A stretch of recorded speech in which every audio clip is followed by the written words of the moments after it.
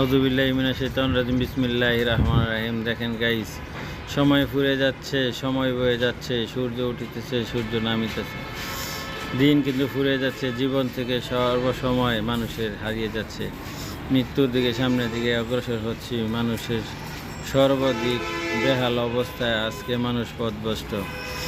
মানুষ আল্লাহর ইবাদত বন্দেগী কমিয়ে দিয়েছে, সবাই হালাল হারামের দিকে দৌড়াচ্ছে। আল্লাহ সবার বুঝার তৌফিক দান করুক। এই দুনিয়া অনেক সুন্দর, দুনিয়াতে থাকা যাবে না। আজকে আছেন তো কালকে নেই, কালকে আছেন তো পরশু নাই।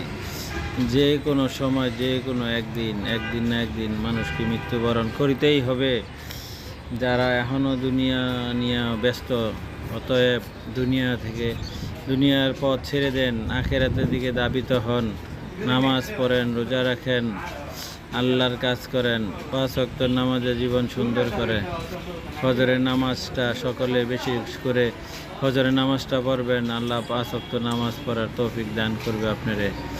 সর্ব জায়গায় সর্বসময় আল্লাহর কথা স্মরণ রাখবেন, হালাল হারাম বেঁচে খাবেন। ইনশাআল্লাহ আল্লাহ আপনারে জান্নাতবাসী করবে ইনশাআল্লাহ।